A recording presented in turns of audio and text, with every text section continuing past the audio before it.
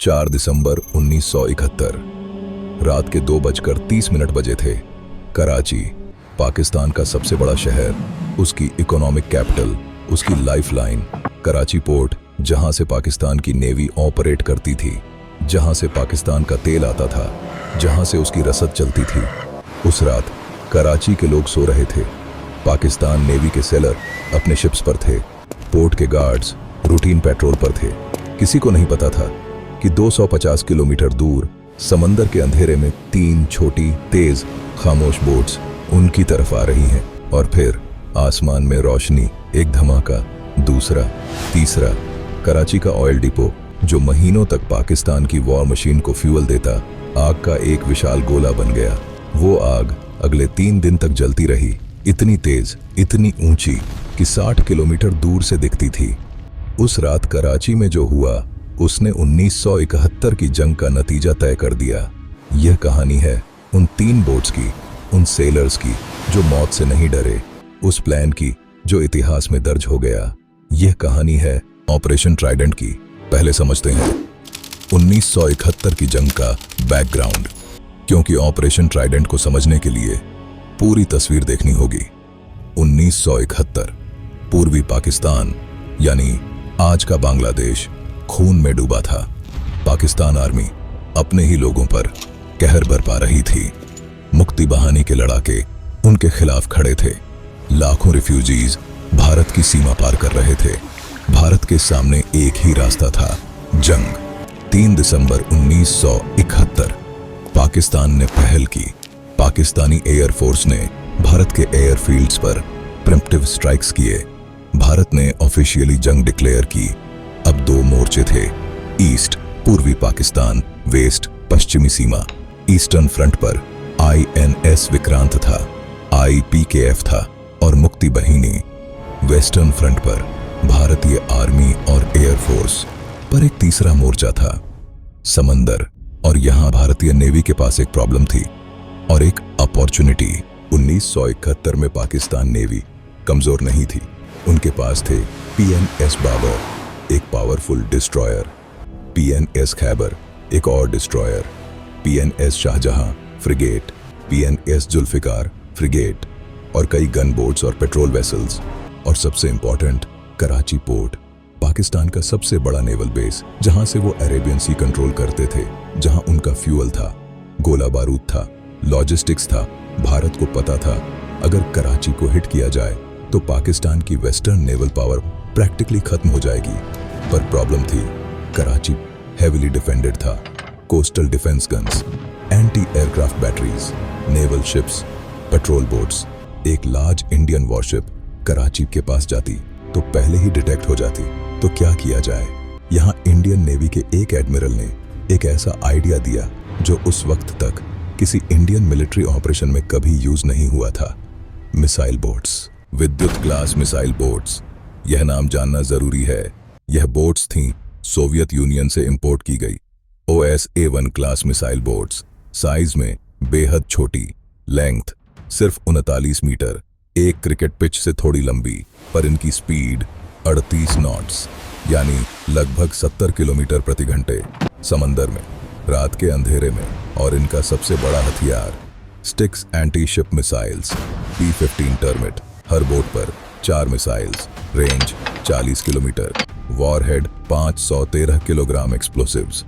यह मिसाइल्स किसी भी शिप को एक हिट में सीरियसली डैमेज कर सकती थीं, 2 हिट्स में डुबो सकती थीं। पर इन मिसाइल्स की एक और खासियत थी, यह रेडार गाइडेड थीं।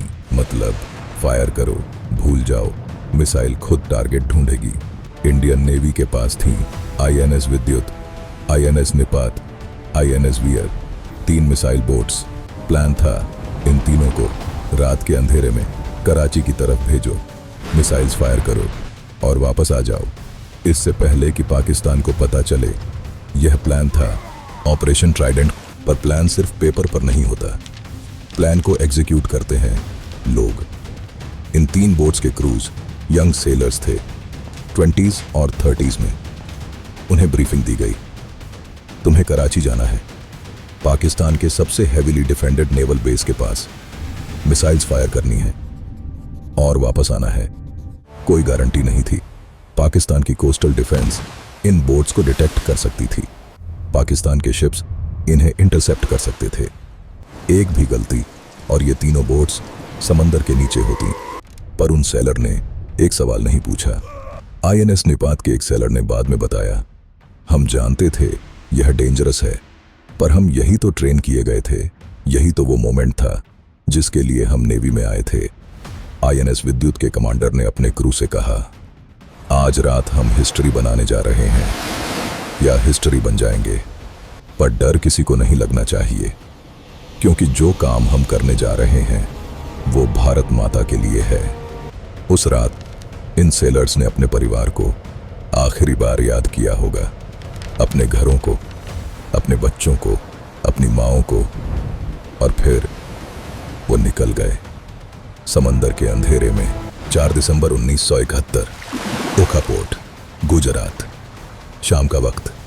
3 मिसाइल बोट्स, आईएनएस विद्युत, आईएनएस निपात, आईएनएस वीर, एक बड़े एस्कॉर्ट के साथ निकली। आईएनएस किल्टन और आईएनएस कचल, एंटी सबमरीन कॉर्वेट, उनकी प्रोटेक्शन के लिए फॉर्मेशन बनाई और वो निकल गए अरेबियन सी में, पाकिस्तान की तरफ। रात गहरी होती गई, बोट्स तेजी से आगे बढ़ती रहीं।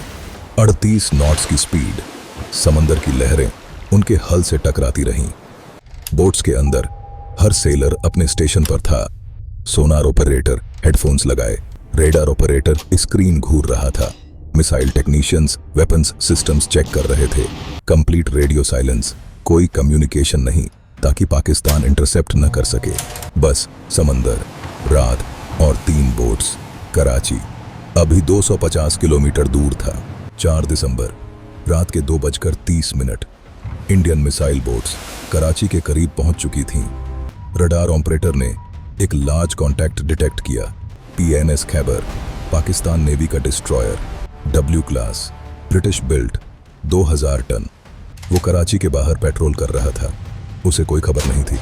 आईएनएस निपात के कमांडर ने ऑर्डर दिया, फायर। एक स्टिक्स मिसाइल रात के अंधेरे में आग की एक लकीर खींचते हुए पीएनएस खैबर की तरफ गई। Direct hit. पीएनएस खैबर एक मैसिव एक्सप्लोजन में हिल गया। दूसरी मिसाइल अंदर हिट। पीएनएस खैबर आग में डूब गया और धीरे धीरे समंदर में समाने लगा। पाकिस्तान नेवी का एक डिस्ट्रॉयर बस कुछ ही मिनट्स में खत्म। पर यह तो सिर्फ शुरुआत थी। मिसाइल बोट्स रुकी नहीं, वो आगे बढ़ती रहीं। कराची पोर्ट की तरफ रेडार पर और कॉन्टैक्ट्स दिखे। एमवी वीनस चैलेंजर, एक मर्चेंट वेसल जो पाकिस्तान को वॉर सप्लाईज ले जा रहा था। Fire, missile, direct hit, ship burning. पर सबसे बड़ा टारगेट अभी बाकी था, कराची का ऑयल स्टोरेज फैसिलिटी। केमारी ऑयल टैंक्स, पाकिस्तान की वॉर मशीन का फ्यूल।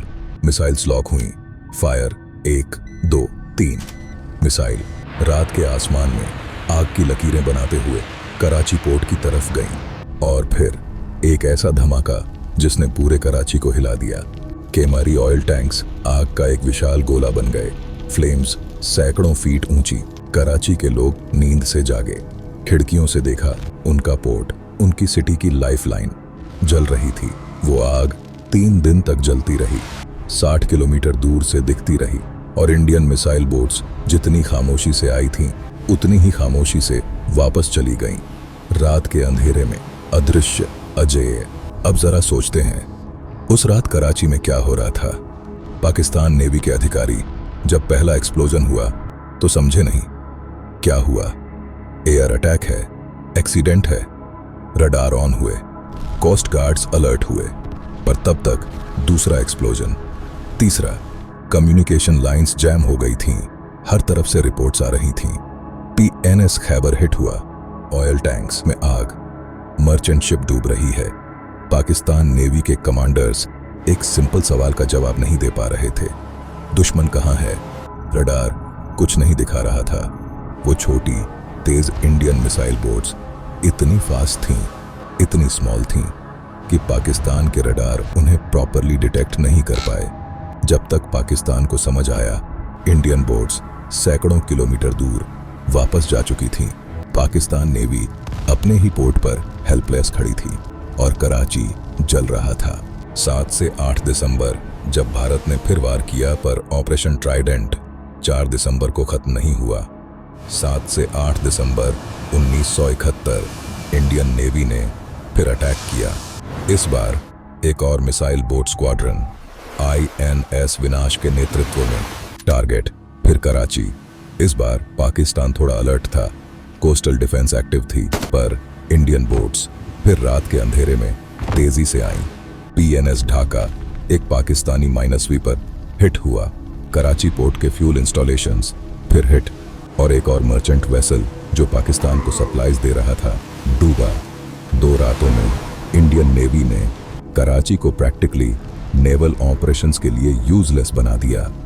पाकिस्तान की वेस्टर्न नेवल फोर्स प्रैक्टिकली खत्म। अब देखते हैं ऑपरेशन ट्राइडेंट का स्कोर। पाकिस्तान की तरफ PNS खैबर डूबा, 222 सेलर्स मारे गए। PNS मुहाफिज डूबा, MV वीनस चैलेंजर डूबा। PNS ढाका हेवीली डैमेज्ड, केमारी ऑयल स्टोरेज तबाह। महीनों की वॉर फ्यूल सप्लाई खत्म। Karachi port practically non functional. Indian navy की तरफ एक भी बोट नहीं डूबी, एक भी सेलर नहीं मरा। यह था ऑपरेशन ट्राइडेंट का रिजल्ट। 0 Indian casualties. पाकिस्तान की वेस्टर्न नेवल पावर प्रैक्टिकली खत्म। मिलिट्री हिस्ट्री में यह एक नियर परफेक्ट ऑपरेशन था। ऑपरेशन ट्राइडेंट के बाद 1971 की जंग का रुख प्रैक्टिकली तय हो गया। वेस्टर्न फ्रंट पर पाकिस्तान की नेवी अब कोई इफेक्टिव रिस्पॉन्स नहीं दे सकती थी। Karachi port damaged, fuel supply cut, naval morale shattered. Eastern front पर INS विक्रांत बांग्लादेश की कोस्टलाइन को कंप्लीटली ब्लॉकेड कर चुका था। पाकिस्तान के 90,000 सोल्जर्स ईस्ट पाकिस्तान में फंसे थे। न रीइंफोर्समेंट्स आ सकते थे, न एस्केप पॉसिबल था। 16 दिसंबर 1971 पाकिस्तान ने सरेंडर किया। 90,000 सोल्जर्स, दुनिया का सबसे बड़ा मिलिट्री सरेंडर। बांग्लादेश एक नया देश। और इस जीत की नींव उस रात रखी गई थी जब 3 छोटी इंडियन बोट्स रात के अंधेरे में कराची की तरफ निकली थीं। ऑपरेशन ट्राइडेंट सिर्फ एक मिलिट्री विक्ट्री नहीं था, यह एक रेवोल्यूशन था नेवल वॉरफेयर में। दुनिया में पहली बार एंटी शिप मिसाइल्स को एक एक्चुअल वॉर में इतने इफेक्टिवली यूज किया गया था। 1967 में अरब इजराइल वॉर में इजिप्ट ने एक सोवियत स्टिक्स मिसाइल से इजराइल डिस्ट्रॉयर INS ईलाद को डुबोया था। वो पहली बार था जब एंटी शिप मिसाइल ने वॉरशिप को डुबोया। पर ऑपरेशन ट्राइडेंट पहली बार था जब एक कोऑर्डिनेटेड मिसाइल बोट स्क्वाड्रन ने एक पूरे नेवल बेस को इफेक्टिवली डिस्ट्रॉय किया। दुनिया की हर नेवी ने यह देखा, यह समझा और अपनी स्ट्रैटेजी बदली। मिसाइल बोट्स जो पहले स्मॉल और इनसिग्निफिकेंट मानी जाती थीं, अब एक सीरियस थ्रेट थीं। ऑपरेशन ट्राइडेंट नेवल वॉरफेयर की एक न्यू चैप्टर थी। पर इन सब नंबर्स और स्ट्रैटेजीज के पीछे वो लोग थे। INS निपात के एक सेलर जो उस रात मिसाइल फायर करने वाले टीम में था, उसने बाद में अपने बेटे को बताया, जब मिसाइल फायर हुई तो 1 सेकंड के लिए मैं फ्रीज हो गया। मैंने सोचा उस शिप पर भी लोग हैं, सेलर हैं जैसे मैं हूं। पर फिर मैंने सोचा यह जंग है और जंग में तुम्हें वो करना होता है जो तुम्हें करने के लिए कहा गया है। INS विद्युत के एक ऑफिसर जो बाद में एडमिरल बने, उन्होंने एक इंटरव्यू में कहा, उस रात सबसे बड़ा डर था डिटेक्ट होने का। अगर पाकिस्तान के रडार ने हमें पकड़ लिया तो हम वापस नहीं आते। पर हम सब जानते थे यह रिस्क लेना जरूरी है देश के लिए। एक जूनियर सेलर जो उस रात इंजन रूम में था, उसने बताया, मुझे ऊपर क्या हो रहा है कुछ नहीं पता था, बस इंजन चला रहा था पूरी स्पीड पर। जब एक्सप्लोजन्स हुए तो इंजन रूम में भी फील हुआ। मैं समझ गया मिसाइल्स फायर हो गई हैं और मैंने उसी इंजन रूम में मन ही मन भगवान को थैंक किया। यह थे वो लोग जिनके नाम हिस्ट्री बुक्स में नहीं हैं, जिनके लिए कोई मॉन्यूमेंट नहीं है, जो अपने घरों में क्वाइटली रहते हैं और जानते हैं उस रात उन्होंने कुछ ऐसा किया जो हमेशा याद रखा जाएगा। 4 दिसंबर हर साल इंडियन नेवी डे के रूप में मनाया जाता है। क्यों? क्योंकि 4 दिसंबर 1971 की रात इंडियन नेवी ने वो किया जो किसी को एक्सपेक्ट नहीं था। हर साल इंडियन नेवी के शिप्स समंदर में सैल्यूट देते हैं उन सेलर्स को जो उस रात निकले थे। मुंबई में, विशाखापत्तनम में, कोच्चि में, समंदर के किनारे और लोग इकट्ठा होते हैं। वो ज्यादातर नहीं जानते ऑपरेशन ट्राइडेंट क्या था, वो बस नेवी डे सेलिब्रेट करते हैं। पर अब तुम जानते हो, अब तुम समझते हो यह दिन क्यों है। 4 दिसंबर 1971 की रात कराची में जो आग लगी वो 3 दिन तक जलती रही। पाकिस्तान के लोग उस आग को देखते रहे और जानते थे यह जंग हम हार रहे हैं। भारत के सेलर्स ओखा पोर्ट पर वापस आए, थके हुए पर जीते हुए। उनमें से कुछ अपने क्वार्टर्स में गए, लेट गए और सो गए जैसे कोई बड़ी बात नहीं हुई। यही होते हैं असली हीरोज जो हिस्ट्री बनाते हैं और फिर चुपचाप अपनी जिंदगी में वापस लौट जाते हैं। Operation Trident Indian naval history का सबसे ब्रिलियंट चैप्टर है। Speed, surprise, precision, zero Indian casualties और एक दुश्मन जो अपने ही पोर्ट पर हेल्पलेस खड़ा रहा। अगली बार जब आप समंदर देखें तो याद करना उन 3 छोटी बोट्स को, उन सेलर्स को, उस रात को जब भारतीय नौसेना ने दुश्मन के घर में घुसकर उसका गुरूर राख कर दिया। यह था ऑपरेशन ट्राइडेंट।